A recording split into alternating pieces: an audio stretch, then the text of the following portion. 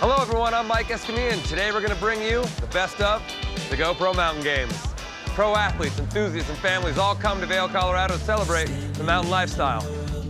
Right now we're headed to the sleepy little town of Red Cliff, Colorado, which has been awoken by the Bud Light Lime-A-Rita Steep Creek Championship.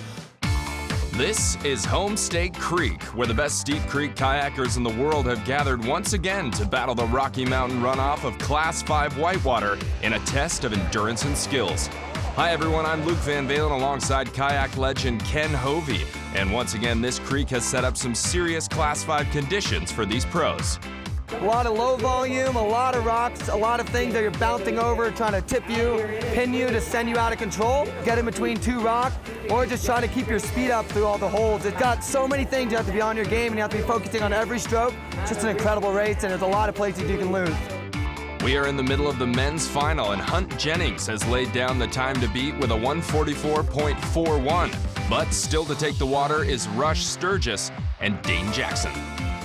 And Rush Sturgis typically finds himself traveling the world documenting huge whitewater, but this year he's going up against Dane, who last year had to pop his spray skirt at the Leap of Faith during his final run. He's back here at the GoPro Mountain Games looking for redemption. And as our top qualifier, Dane Jackson will be the last to drop in. Current standings, you can see Hunt Jennings still up top as we find the top of the course. 2013 Extreme Kayak World Champion Joe Morley dropping in.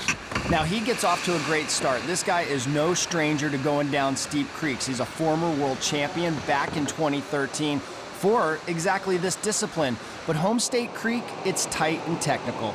Now, how cold is that water, and does that have an effect on these athletes as they're paddling through it? Oh, it definitely does. You know, just a few hours ago, this was snow melt high upon the Rockies, and now it's running off. Another thing to keep in consideration is the altitude. We're up above 8,000 feet, and fatigue definitely comes into play. And right here is where he's starting to get into the really tight, technical, and steep stuff.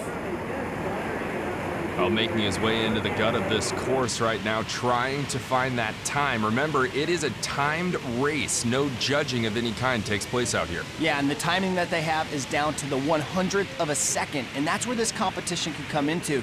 Now, this little drop right here, we call this the bird bath. Anything can happen there. You could get caught in that hydraulic. It could rear end you, it could spin you out, and that's going to cost you seconds.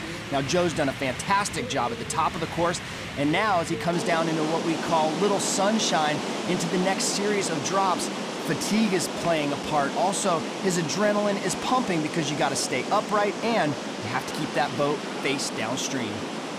Well, here he comes into a very technical section, the Leap of Faith, which has troubled many boaters this year. Yeah, and Joe is no different. You can see right there he spins out. That could cost him a spot on the podium. Well, tough stuff toward the bottom, but paddling hard toward the finish line. Joe Morley comes through and a time of 143.14. He takes the lead. Yeah, but Joe knows that he's got the best creekers in the world coming up right behind him, like Rush Sturgis and Dane Jackson.